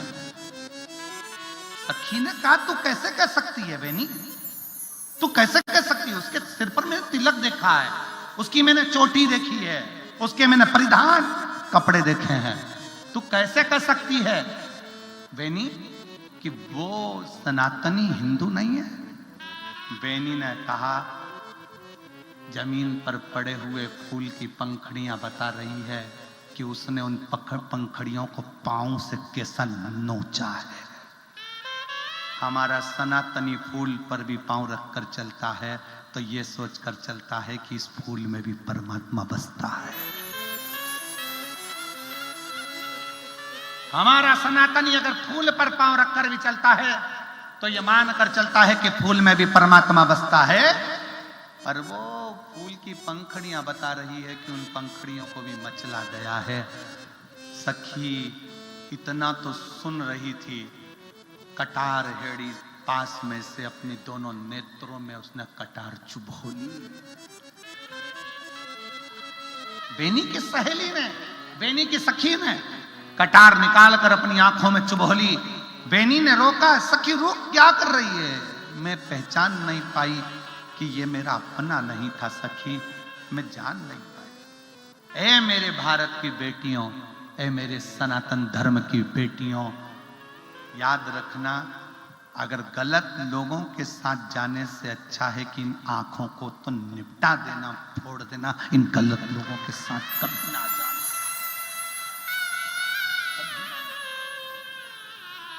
इसको पहचानो।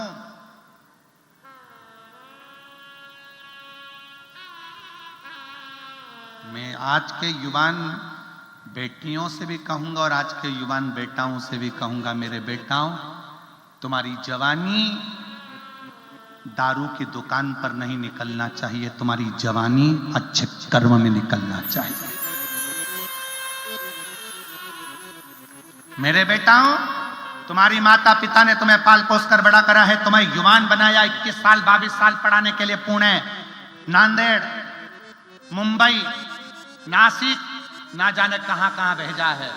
उस बाप और मां ने कितनी लालसा रखी है कि मेरा बेटा कुछ कर दिखाएगा, पर मालूम पड़े वही बेटा 31st पर जब दारू की दुकान के सामने लाइन लगा कर खड़ा रहता है तो उस मां और बाप से पूछो कि उसकी दशा क्या होती होगी। इस शरीर को लगाओ, आप अच्छी जगह पर लगाने का प्रयास करो। तुम्हारे शरीर में ज्यादा बल है तो राष्ट्र में लगाइए, गौ रक्षा में लगाइए, सनातन रक्षा में लगाइए। और शरीर में अगर बल है तो अपने मोहल्ले में, अपने क्षेत्र में, अपनी कॉलोनी में कोई गलत कार्य ना होने दीजिए। तो शरीर के बल की प्रधानता, शरीर के बल की प्रधानता है। वो शरीर किस काम है?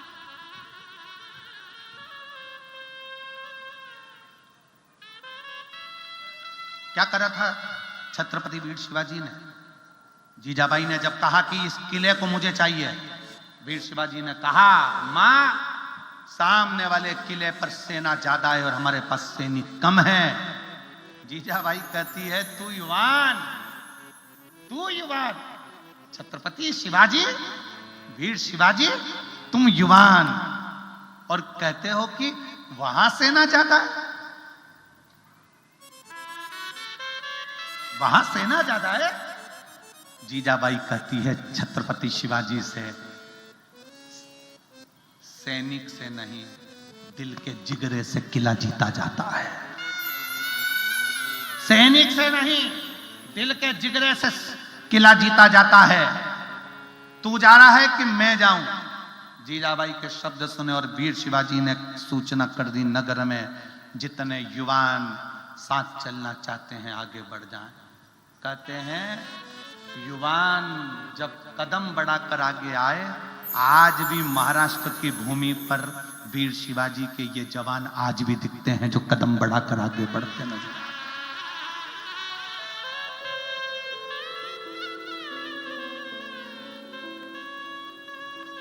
जय भवानी,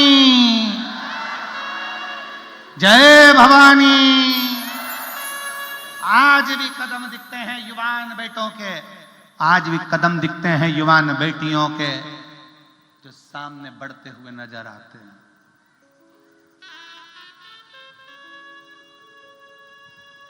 ये बेनी की सहेली ने आंख में कटार को गोप लिया कि मैं पहचान क्यों नहीं कर पाई कि ये छल कर रहा था। एक फूल की पंखड़ियों ने बता दिया कि पांव किसका रखा। सूचना पहुंच गई मोहम्मद गजनवी के पास। वो लड़की पागल नहीं है, वो बेनी पागल नहीं है, सुंदर, चतुर, विद्वान है। और जितना उसका बाप, उसका पिता राजपूत राजा जितना विद्वान है, उससे 4 गुना ज्यादा विद्वान उसकी बेटी बेनी है। मोहम्मद गजनवी ने खबर करवा दी उस बेनी को, अपना बनाने का प्रयास करो, उसको उठा ला, उठा ला उसको।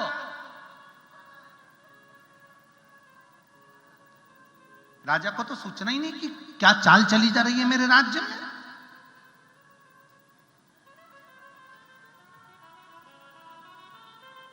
कितनी बड़ी चाल चली जा रही है मेरे राज्य में, सूचना नहीं है।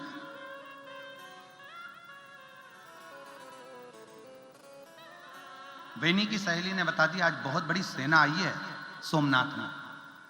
बेनी को लगा कि वापिस सोमेश्वर नाथ को लूटने के लिए आए होंगे। उनको क्या मालूम कि सोमेश्वर नाथ को नहीं, आज बेनी को लेटने के लिए आए। आज खजाना नहीं, आज बेनी को लेने के लिए आए। बेनी पूजन की थाली लेकर मंदिर में जा रही थी। पूजन की शिव महापुराण की कथा कहती है, एक पानी का लोटा लेकर जब हम अपने घर से निकलते हैं शंकर के मंदिर के लिए, कहते हैं एक पानी का लोटा लेकर जब मंदिर के लिए निकलते हैं, 1000 सिंह के बराबर ताकत उस जल चढ़ाने वाले स्त्री और पुरुष के अंदर आ जाती है। 1000 सिंह की ताकत उस स्त्री और पुरुष के अंदर आ जाती है। और जब वो जल चढ़ाकर वापिस आता है, 1000 अश्वमेध यज्ञ का फल उसके साथ चलकर आ जाता है। लोग कोई हमसे पूछे,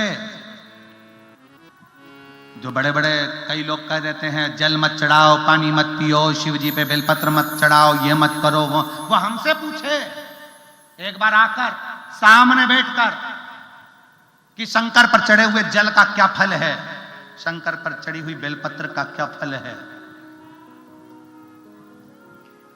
शंकर का करा गया गुणगान का क्या फल है, वो हमसे पूछे।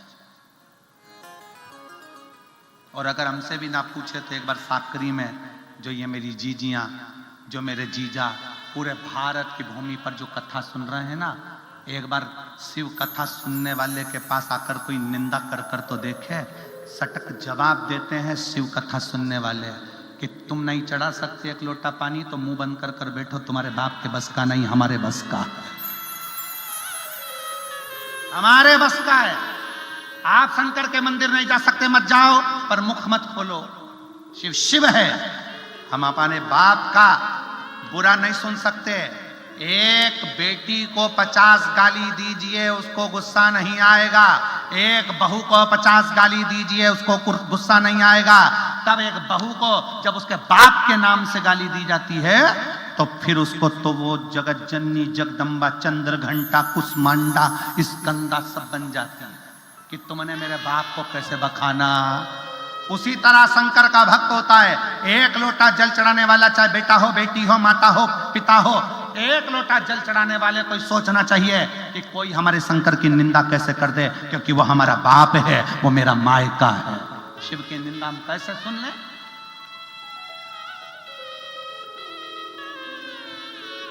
कैसे सुन ले शिव की निंदा?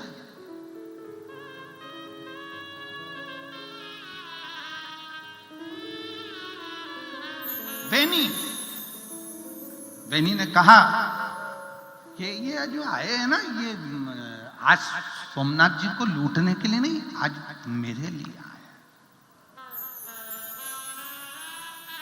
मेरे लिए आए।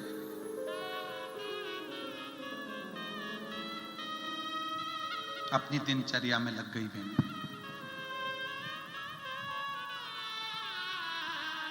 बेनी अपनी दिनचर्या में लग गई।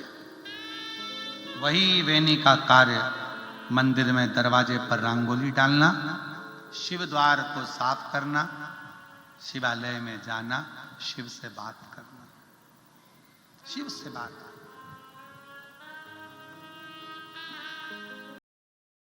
बोले नमः शिवाय, नमः शिवाय, ओम नमः शिवाय, हरे हरे बोले नमः शिवाय, नमः शिवाय, ओम नमः शिवाय, हरे हरे बोले शिवाय, नमः शिवाय, ओम नमः शिवाय, हरे हरे बोले नमः शिवाय।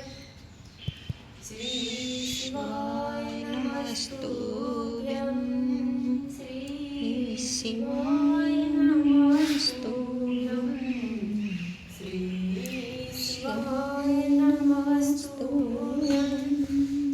श्री शिवाय नमस्तुभ्यं, श्री शिवाय नमस्तुभ्यं, श्री शिवाय नमस्तुभ्यं, श्री शिवाय नमस्तुभ्यं, श्री शिवाय नमस्तुभ्यं। नहीं समझ गई, आज ये सोमनाथ जी को लूटने नहीं, आज एक बेटी को लूटने के लिए आए हैं।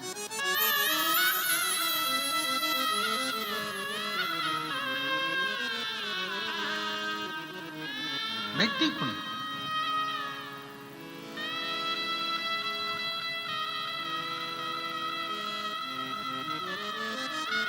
पूरे मंदिर को, शंकर के शिवालय में जहां पर बेनी पूजन करने गई थी, पूरे शिवालय को सैनिकों ने घेर लिया।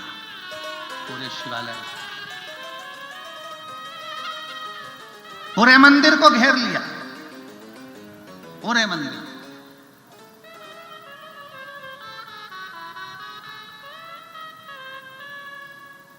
धीरे धीरे करते मंदिर के अंदर प्रवेश करने लगे। जूतों की थापों की आवाज बेनी की सहेलियों के कानों में आने लगी। कहा, बेनी, सैनिक आए हैं।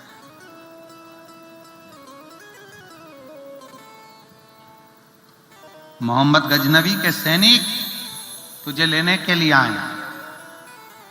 सखियों से बेनी ने कहा, उनको तुमसे कोई मतलब नहीं है, तुम चिंता मत करना, वो तुम्हें लेकर नहीं जाएंगे, तुम अपने घर जाओ, बेझिझक होकर जाना। सैनिक पास आते जा रहे थे, बेनी ने अपनी सहेलियों को कह दिया, तुम जाओ, हम बाहर जाएंगे और सैनिकों ने हमको मार दिया तो चिंता मत करो, तुम्हारा बाल बांका नहीं होगा, तुम निकलो यहां से बाहर। एक एक कर कर सहेलियां बाहर निकल गईं। शिव जी का गर्भगृह गर्भगृह में शिवलिंग और अकेली बेनी अकेली रोज अलग अलग तरीके से भगवान का स्नान कराती। बेनी ने आज भी शंकर के मंदिर में झाड़ू पोछा करा और शिव जी का श्रृंगार कर कर गले लगकर बैठ गई। गले लगकर भाऊ, पिताजी, बाबुल,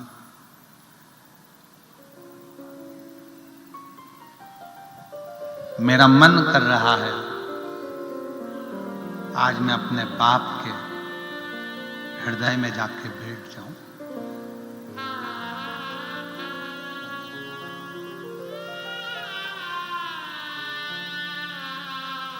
दुनिया कहती है बेटी की विदाई में सबसे ज्यादा मां रोती है, और शिव पुराण कहती है कि बेटी की विदाई में सबसे ज्यादा बाप रोता है।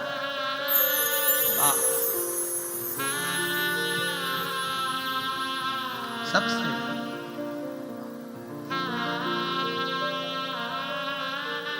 पार्वती जी जब विदा हुई थी तो मैनावती जितनी नहीं रोई थी उतना हिमालय राज रोया था। हिमालय मतलब पत्थर, हिमालय राज रोया था।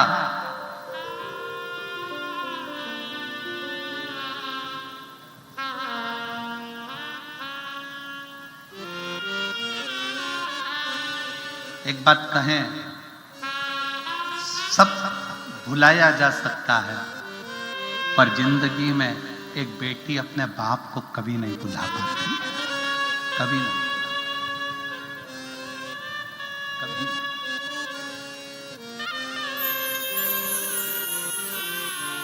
एक लड़की का बुढ़ापा भी आ जाता है ना, उसकी बुजुर्ग अवस्था भी आ जाती है ना, तो भी उसको अपने मायके की आस बनी रहती है कि राखी पर कोई आएगा, मेरा भाई फोन लगाएगा, सूचना करेगा, आएगा सूचना। और मेरी जीजियों निवेदन है मेरे जीजाओं से, जीजियों से, जब तक माँ और बाप जिंदा है ना तभी तक मायका है। माँ बाप के जाने के बाद तो मायका भी मायका नहीं लगता।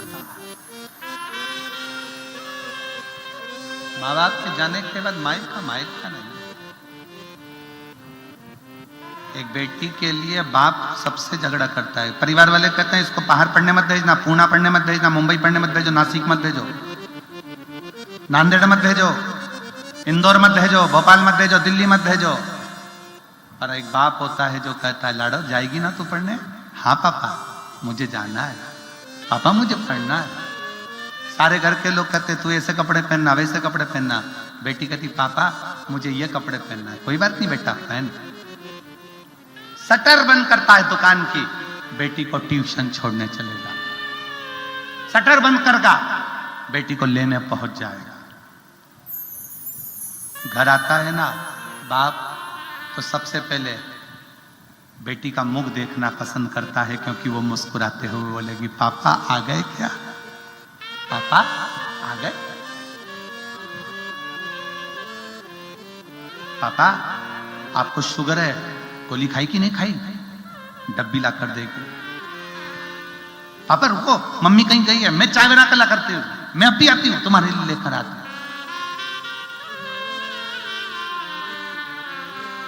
बेटी का प्राण है पिता और पिता का प्राण है बेटी। पिता का जब बेटी की शादी होती है सारा सामान बाप जोड़ता है तो बेटी देखती रहती है। शादी के समय पर सबके कपड़े बने पर पापा कहते हैं मेरे पास में रखे हैं, मेरे को नहीं चाहिए। कपड़े भी वही की वही।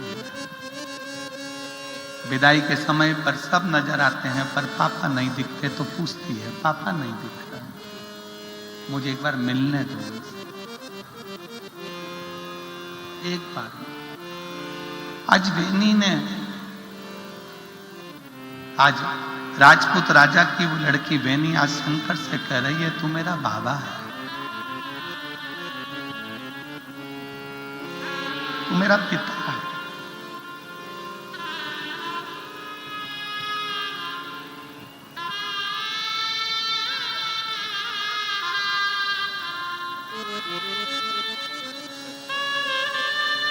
क्या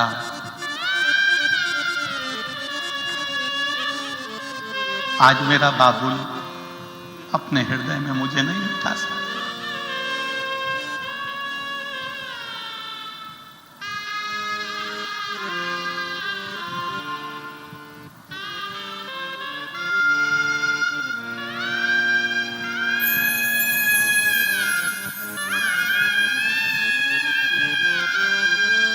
मैंने तुझे अपना पिता माना बाबा, बाहर से नहीं खड़े, मैं जाना नहीं चाहता।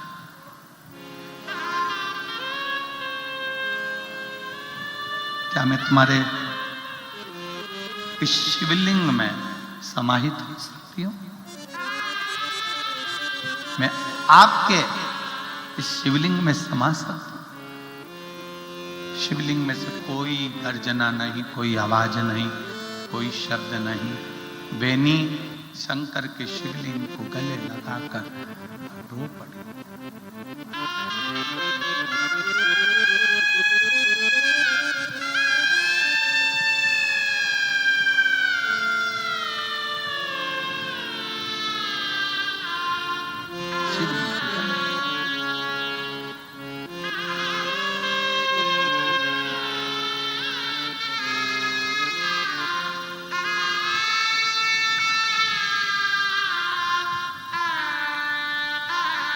पिता अपनी बेटी को रख नहीं सकता।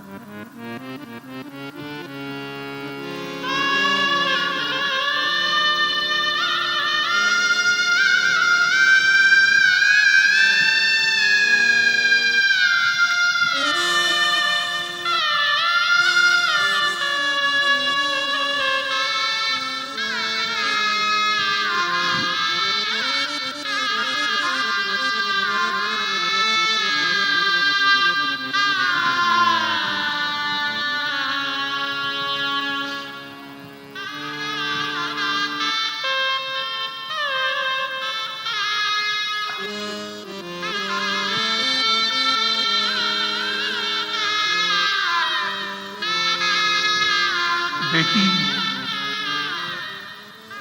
क्या बोझ है बाप के लिए?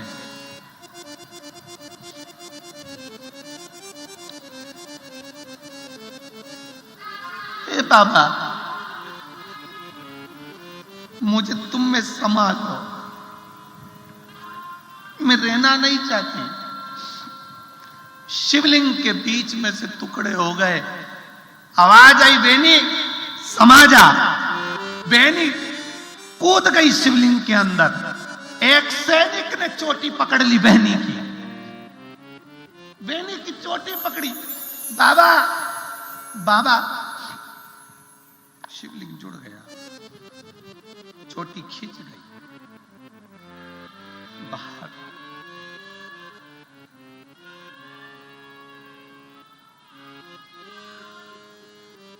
शिवलिंग फिर बंद।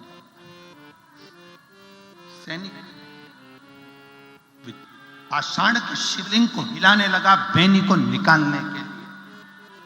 बेनी निकलती कहां?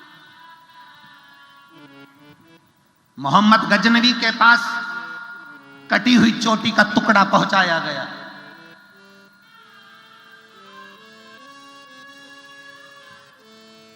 कहां है वो लड़की?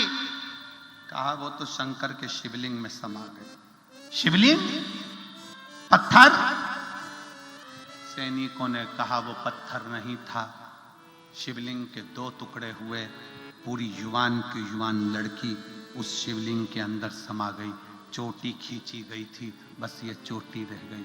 आज भी बेनेश्वर, बेनी के नाम से वो शंकर का शिवलिंग, जिस पे आज भी बेनी की चोटी बनी हुई है और शिवलिंग के टुकड़े हुए हैं जिसमें बेनी समाई थी, भारत की भूमि पर आज भी प्रमाण देती है कि एक लड़की भी शंकर के शिवलिंग के अंदर समा जाती है। कोई कह दे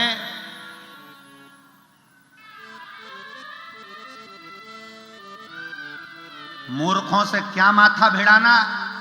जो कहते हैं कि स्त्री शंकर का शिवलिंग का स्पर्श नहीं करती, वो उसको दिखाओ बेनेश्वर महादेव, जिसमें स्त्री ही समाहित हो गई, एक लड़की ही समाहित हो गई।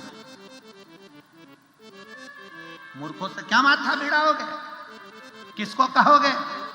कहने वाले कह देते हैं शंकर की कथा को समझना, शंकर को पहचानने के लिए कजन कितने जन्म लग जाएंगे तब पहचानोगे। और जो लोग इनके कहने में आ जाते हैं कि जल मत पियो, बेलपत्र मत खाओ, जल मत चढ़ाओ, ये मत करो, वो मत करो, इनके कहने में आने से पहले अपने शास्त्रों का अध्ययन करिए। शंकर के बिना ना राम मिल सकते हैं, ना कृष्ण मिल सकते हैं। शंकर के बिना ना देवी मिल सकती है, ना दत्त मिल सकते हैं। शंकर के बिना ना मुक्ति मिल सकती है, ना मोक्ष मिल सकता है। शंकर की आराधना करोगे तो सब कुछ मिल सकता है। शिव के बिना कुछ भी नहीं, कुछ नहीं। शंकर के बिना कुछ भी नहीं। सर्वस्व शिव है, सर्वस्व शिव है, शिव शिव है। बेनी शंकर के शिवलिंग में समा जाती है, उस बेनी के नाम से शंकर जी के शिवलिंग का नाम बेनेश्वर महादेव हो जाता है।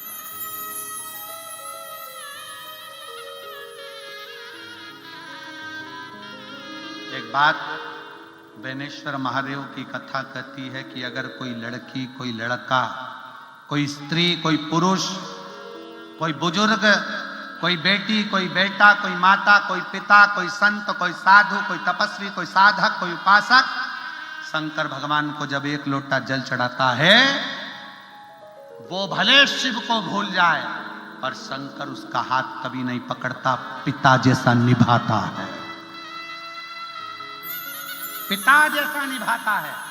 भगवान शंकर एक बाप है और बाप की तरह निभाता है। ये बेनेश्वर महादेव की कथा, सोमनाथ महाराज की कथा, सोमेश्वर की कथा करती है।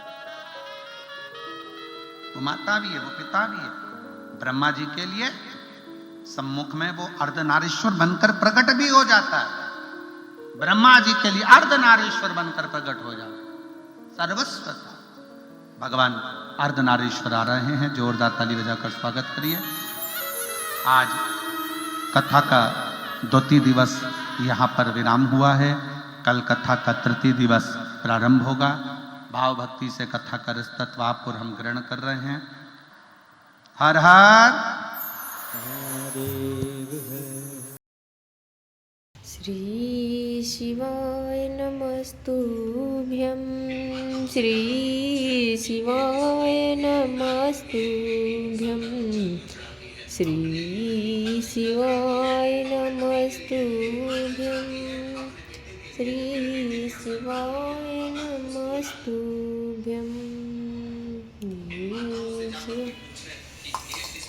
नमस्तुभ्यं, श्री शिवाय नमस्तुभ्यं, श्री शिवाय नमस्तुभ्यं, श्री शिवाय